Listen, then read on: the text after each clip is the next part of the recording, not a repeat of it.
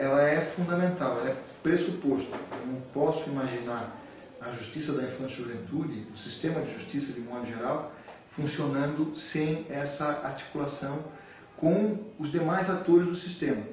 É fundamental que haja essa interação permanente, que o juiz, que o promotor, que o defensor, que eles conheçam os profissionais que atuam na área da infância, que tenham uma relação permanente com eles, porque trabalhar em rede é dialogar, trabalhar em rede é se reunir de forma permanente para tentar encontrar soluções para os problemas, especialmente aqueles mais complexos que nós enfrentamos no dia a dia. Tanto problemas no plano individual, quanto em relação à questão estrutural. Porque o que diferencia a Justiça da Infância e Juventude da antiga Justiça de Menores é justamente isso. Enquanto a Justiça de Menores ela atuava só no caso individual, né, como eu costumo dizer, de forma meramente reativa e geralmente repressiva, a da Infância e Juventude ela tem que ter uma atuação focada no plano coletivo, preventivo, na busca de estruturação dos municípios, dos estados, para atender aquilo que é a sua obrigação. Né? E é o dever do poder público prestar o atendimento espontaneamente e, na maioria dos casos, sem precisar que haja a judicialização. Enquanto que muitas vezes ainda se espera que haja uma decisão judicial para somente então agir, na verdade, na maioria das situações de violação de direitos, para que haja uma intervenção protetiva para a criança ou adolescente, salvo quando a própria lei determina, eu não preciso judicializar aquele caso. O próprio poder público deve absorver essa demanda e espontaneamente prestar o atendimento. Só que para isso tem que ter organização, para isso tem que ter as portas, né, dos equipamentos públicos permanentemente abertas, né, tanto uns para os outros, né, para que quando um equipamento precisar demandar o outro, ele possa fazer diretamente, sem precisar triangular via justiça ou mesmo via conselho tutelar, quanto para a população. De modo que quando o usuário precisar, ele possa acessar o equipamento, possa acessar o serviço, sem precisar fazer por intermédio de da justiça ou de um conselho tutelar. Porque o que nós não podemos é ficar, como eu costumo dizer, escravos da medida. Porque se nós não podemos esperar que haja aplicação de uma medida, especialmente quando a gente fala em proteção, para somente então agir protetivamente. A proteção, e isso é a doutrina da proteção integral, é um dever de todos.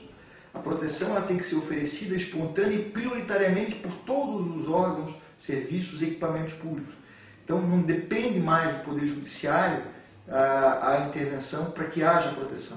Claro que ela pode também haver, e o Judiciário pode até determinar que se faça, mas outros atores podem, como é o caso do Conselho Tutelar, e é evidente que quando o Judiciário age, quando ele intervém, será naqueles casos em que a lei exige essa intervenção, e, se for preciso, para obrigar o poder público não apenas a atender aquele caso individual, mas o que a gente orienta sempre os colegas promotores, quando se depara com uma situação de violação de direito, em razão da omissão do poder público, pela falta de um equipamento público, de um programa, de um serviço, de uma estrutura para atender aquele tipo de demanda, a gente não deve apenas demandar o atendimento daquele caso em particular, mas extrapolar para uma intervenção no plano coletivo, de modo a estruturar o programa, estruturar o serviço, definir os fluxos, os protocolos, para que quando surgir novamente alguma situação parecida, eu não precise mais judicializar. E, aliás, até nós temos que extrapolar para que nós possamos atuar numa perspectiva de prevenção. O sistema, né, de garantias, ele pressupõe políticas públicas, e toda política pública que se preza, ela tem que ter o viés preventivo. Eu não posso me preocupar apenas em intervir depois que o problema já ocorreu. Eu tenho que me preocupar em evitar a ocorrência do problema. E é isso que diferencia também o próprio sistema de garantias, né, e a doutrina preconizada pelo Estatuto em relação ao Código de Menores e a forma como o Estado intervia na época nos casos da sua responsabilidade.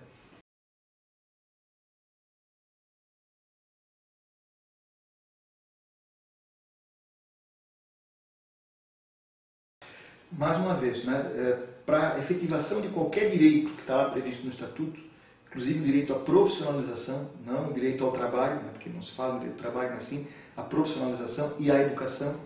E a educação, na forma da Constituição, ela também tem como um dos seus objetivos a qualificação para o trabalho, então é essa que tem que ser a nossa meta. Para que eu possa efetivar esse direito, eu tenho que ter planejamento, eu tenho que ter esse trabalho articulado em rede, eu tenho que ter ações e intervenções múltiplas, para que eu possa prevenir aqueles fatores que levam, né, a criança, o adolescente é um trabalho precoce ou inadequado, e para que eu possa, uma vez que detectei o problema, eu ter uma solução concreta para ele. E não apenas aplicar uma medida que eu vou tirar a criança daquela situação momentaneamente, mas ela própria ou a família vai acabar fazendo com que ela retorne para aquela situação num outro momento, numa outra condição.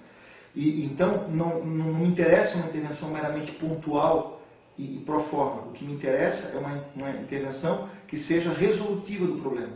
E para isso tem que haver, né, profissionalismo, tem que haver essa integração operacional que a própria lei prevê, essa articulação de ações previstas também no Estatuto, entre todos os atores do sistema. E isso a partir, né, de uma política pública, né, traçada, né, primeiramente pelo Conselho de Direitos, né, e que por si só é um órgão interdisciplinar, intersetorial, que tem essa participação de diversos atores e com o qual nós também devemos interagir. Nós devemos demandar junto ao Conselho de Direitos, provocar a implementação das políticas públicas, fazer propostas, sugestões, recomendações, para fazer com que haja, de fato, esse planejamento intersetorial de ações. E tudo em matéria de infância e juventude tem que ser também justificado sob o ponto de vista técnico e tem que ter esse compromisso com o resultado, que não pode ser outro além da progressão integral. Então não é fazer por fazer, e não é qualquer um que vai fazer. Vai se agir da forma como foi planejado, a partir dessa abordagem interdisciplinar, vão ser definidas as tarefas, com as justificativas técnicas para as diversas intervenções, com respeito aos princípios que a própria lei estabelece, e dentre eles está ouvir o próprio destinatário da medida, para que eu possa construir junto com a criança, o adolescente e a sua família, nunca posso esquecer de atender a família também, o caminho para que eles não mais sejam violados nos seus direitos, seja ele qual for, trabalho infantil, exploração sexual, que é uma das piores formas de trabalho infantil, a questão da prática do ato infracional, o uso de substâncias psicoativas ou qualquer outra forma de violação de direitos.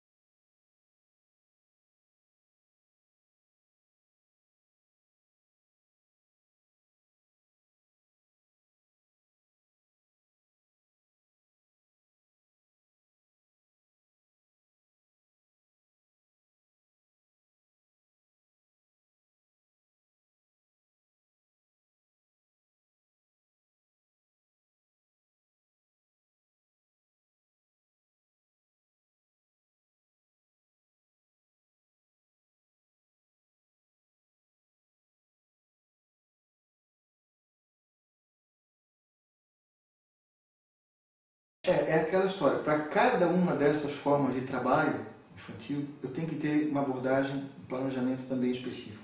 Porque ela vai ser resultante de fatores, né, determinados. E se eu quero resolver o problema, não só esse, como qualquer problema na área da infância, eu tenho que descobrir qual é a causa dele e combater a causa do problema.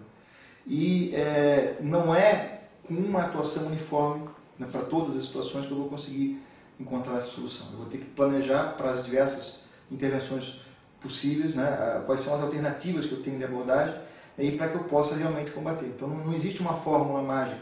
Agora, o que é necessário é esse diálogo permanente dos profissionais que atuam na área, cada qual dando a sua parcela de contribuição, para que a gente possa encontrar os caminhos, né, os caminhos diversos para essas diversas situações que vierem a surgir.